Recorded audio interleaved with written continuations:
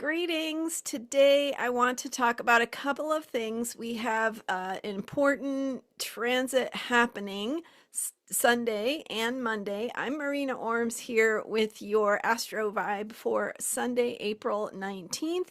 So today and tomorrow, Monday, April 20th, we have a triple conjunction. So that's three planets coming together in Aries. And so for at least 2 days, they are within a degree of each other and they are making their exact conjunctions with each other as they move through 6, 7, and 8 degrees of Aries. That is Mercury, Saturn, and Mars. So as Mars forms its conjunction with Saturn, Mercury forms its conjunction with Mars, and Mercury forms its conjunction with Saturn. So these three energies coming together is very, very potent. And it really speaks to some of the things that are emerging and shifting in the consciousness around us. So one is Mercury giving voice to what is true and right. So that directness, that unbridled energy of the voice coming out, speaking up, speaking out, speaking the truth, saying what needs to be said without holding back. That's that Aries energy. And as it comes together with Mars, flaming things up, the energy of fighting, of defending, of protecting, the energy of warrior courage coming together with Saturn, focusing on our limitations, the karma, the things that are karma ripening, right? Things that have been under the surface and hidden, coming to light, the limitations being revealed, the places of constriction, restriction, where we have been held back. So potent energies with those coming together. And I'm going to dive in a little deeper with that today. I also want to address today a question that I got during last week's chart interpretation workshop. One of the participants asked, and I think this is such a wonderful and timely question. Probably a lot of people have it, and it's hard to say in these astrological environments where people just talk about astrology and they say this is the way it is. This is Saturn. This is Aries. This is all these planets in Aries. It's so potent and fiery and active. But why, right? So the question that I got from this participant that I will dive into later in as I'm speaking today is why having 6 planets in Aries affects us. Is it gravitational pull? Is it mythology? Is it a combination? Is it historical observations? What is it? Why are we interested? Why does astrology give us this insight? So if you're interested in that, stick around because I think that is a fascinating thing to talk about. So, but before I get there, I want to finish talking about these potent energies. So remember that a conjunction is when two planets come together in the same point in the zodiac. And of course, they're not physically colliding in space. It's just that we see them as we're looking out into the sky. We see them coming into that same point in the zodiac belt in the sky. So we see them near each other in the sky. And what's happening is that those two planets are coming together in their cycle. And so they're beginning a cycle. They're also ending the previous cycle. And with that potent energy of beginnings, we are planting seeds for what is to come. So these energies that we see surfacing in consciousness coming to the surface, which are also related to Uranus being at 29 degrees Taurus. So I had a video recently about the energy of Uranus at 29 degrees Taurus and why why things are really coming to the surface right now in this moment. And it's not a moment, it is a few weeks. So until April 25th, when Uranus shifts into Gemini, we have this energy of the crack in the foundation, the earthquake that allows the magma to come to the surface that has been trapped right below that crusty earth. So when the earth cracks, something comes to the surface about truth, about what has not been spoken, what has not been said. And that is especially highlighted with these energies because Mercury is the planet of communication, of voice, of words, language, finding your voice, speaking, right?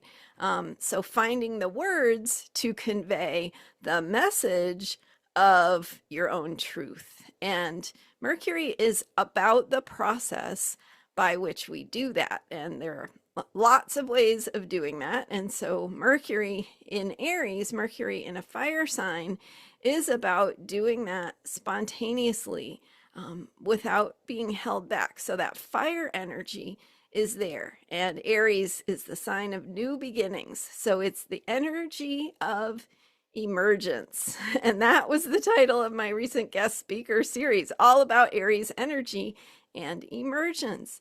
So emergence of the voice with Mercury in Aries.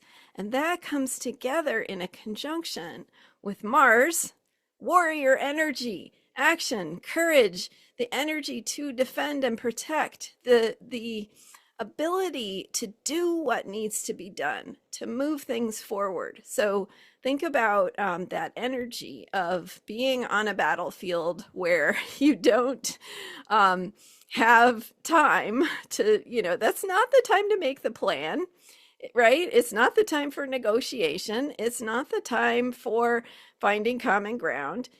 Right? And all of those things have a time and a place, and Mars in different signs will speak to those different times and places. But there is also a time and a place to act. And that action can come from the positive warrior energy, being a warrior of the heart, being a warrior for truth, for healing, a warrior for love, for courage to heal. So that Mars energy can bring that warrior energy to the surface for healing, for taking a stand, for protecting the more vulnerable parts of ourselves, the more vulnerable parts of society. Certainly, Mars in Aries can also be that warrior energy that wants to dominate, that wants to defeat, that wants to win. And so that, well, there's the competitive edge to it, but you see what I'm saying? It's like, yes, there are the actions of those who wish to cause, to control, to dominate, to have power over others.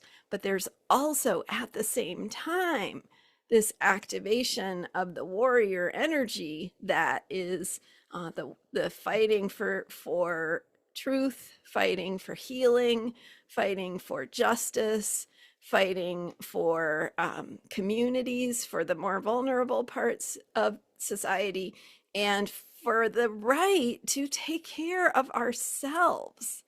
So there's so many pieces to this, but that is Mercury and Mars, those parts of the triple conjunction. And the third part is Saturn. And Saturn is about what has held us back. Saturn is that weight of heaviness, responsibility, burden. And so things that have limited us, things that have caused us to feel small, things that have caused us to feel like we have to bear a burden. And if you're reading between the lines here, that I'm thinking about what is surfacing in the collective consciousness about feminine power, about what it means to tell the truth, about what it means to heal some of the damage of the past, the trauma of the past, the assaults and attacks of the past, and to come into our right to have our needs met, to be cared for, to be respected. And all of that is part of this triple conjunction of these three planets. So the energy of Saturn is the foundation of change. And we don't always think of Saturn as a change oriented planet, but it is about form and how things manifest. And so when you're talking about how things manifest, if you work with Saturn energy, you can find ways to manifest them differently. And so that is about change. It is about creating new forms. It is about how do we actually want to do this? How do we actually want to have life work, have relationships work, have balance work, justice work? So we have this Saturnian opportunity right now. This is background energy, but we have this Saturnian energy that's like, how do you want to build it differently? You are seeing the magma is coming to the surface about what needs to change, about what is wrong, about what is harmful, what is not working. And we can but with the recent Neptune Saturn conjunction, we have this ability, the Neptune ability, to imagine new ways of doing this, new ways to dream the new dream of the future. What do we want it to look like? And to have new stories for how this works, to not have to tell a story of dominance or control, but instead to tell stories through our art, through our raising of children, through our how we talk to each other, our conversations, our news headlines. Even all of this is the mythology of who we are and how we choose to live, our agreements that we have with one another in society. So that can change. And this is a moment, it's more than a moment, it's going to be many, many years, but this is the very beginning of what that could become, to plant those seeds of transformation and creating new forms, creating new ways of operating, new agreements with one another about how we're going to do things. And that's all really big picture. But then you come down to Sunday and Monday, we have this moment that is more brief, but very, very potent in this bigger process that says finding your voice, finding your warrior spirit, your action, your courage to speak the truth, to bravely say, I want things to be done differently. And then we get to create that. So the courage of that new information to come to the surface and to speak your truth and to find your way through. So there's a lot going on, and we talk about self-care here. So so this is definitely a moment of a lot surfacing, and so you may just need some time to process. And with the Aries energy, things can flare up and flame up really quickly. So I did one video recently on how to handle the rash, accident prone, hasty energy of Aries. So that's another good one to understand this Aries energy. But things can flare up quickly. So take your step back, take your deep breath, take your time that you need to process how you feel. And if something does flare up, take a step back so you can process that, and then realign with your truth, and then come back and say, here's what I really wanted to say, or here's what I really need to talk about with that Mercury energy. So I am sharing a lot with you in terms of how these planets and their energies work why it's so intense feeling right now, why things are moving and shifting. And so to come back to this participant's question about why does this matter? Why does this impact us? Why do we care about Aries? Why do we care about what's happening with the planets? And there are many answers to that, but I think it's such a worthy question because we tend to be either in one of two boxes. We're either in the box of I'm sold, astrology is great, I love it, and I don't care how it works, I'm just going to use it, right? Or we tend to be in the box of I astrology is a pseudoscience and it couldn't possibly work and it's not proven, and you have all those things. But where I am and where I think many of you are is in that space between those boxes, in that space of curiosity, not wholehearted, like I'm going to believe this no matter what, but also not like I'm going to dismiss this out of hand, right? So somewhere in between, there is this spirit of wonder and curiosity about how does this work for us? Why does it work? Why does it seem to be true and helpful and useful? And there are many people who have looked into this. I will say that the gravitational pull idea is pretty much we don't have much evidence for that. Like, yes, of course, there's the gravitational pull of the moon on the tides, and that maybe affects us on some level. But the depth of the qualities of the energy that astrology describes is much more than we can understand through some sort of gravitational effect. So the next one is mythology. Mythology, yes, certainly. We are grounded in beliefs that go back thousands of years. And why? Why did people thousands of years ago have a mythology based on astrology? They had that because they did not have electric lights. they were literally in relationship with the sky.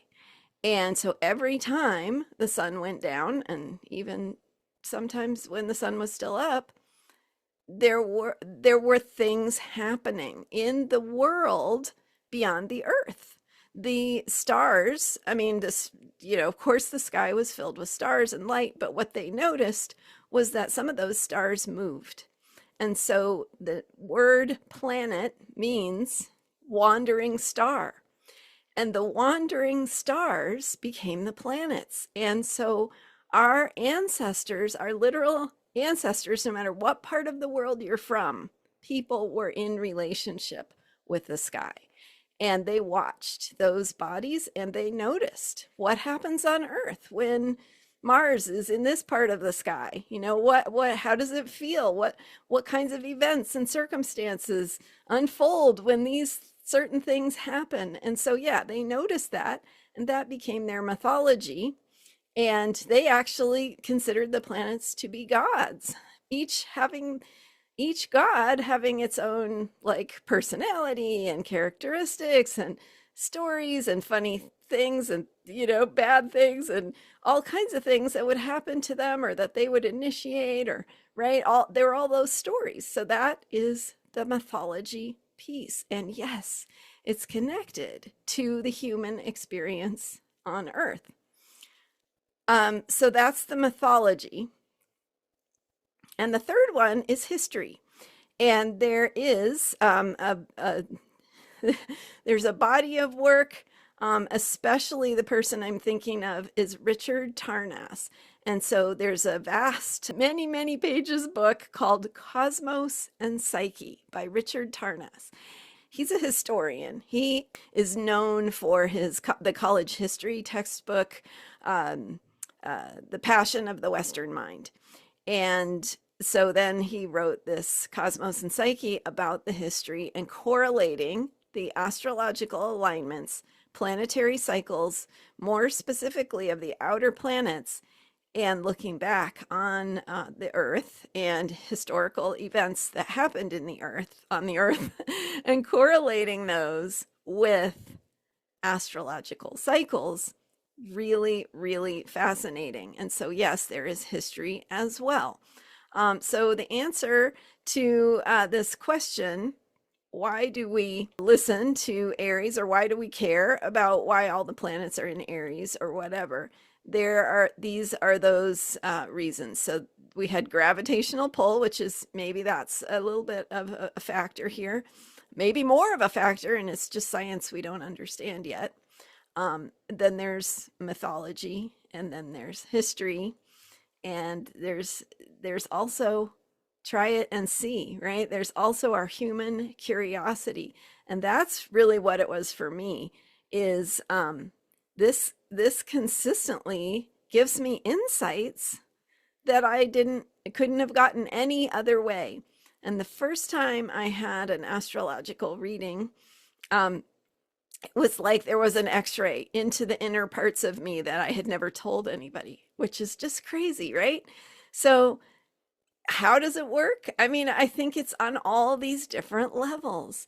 And so we can use it. And that's what I do here with all of you, is I unpack what these energies mean, how they are speaking to me, how this multi-dimensional language of energy is speaking to us, and to do our best from our human perspective, or our very limited ways that we think, and our brain capacity and all of that, to try to understand and interpret what we see in the astrological symbolism. And it's the interaction of these archetypes at multiple levels, and very interesting how it speaks to us, how it speaks to our times, to the things we are experiencing, and also gives us insight into how to take care of ourselves, what to do about it, how to think about it. It gives me an endless source of insight, and which is why I can be here and talk to you every day about these things. So hopefully that was interesting to you. Let me know what you think. I am here every day with Astrology for Unshakable Self-Care, Marina Orms.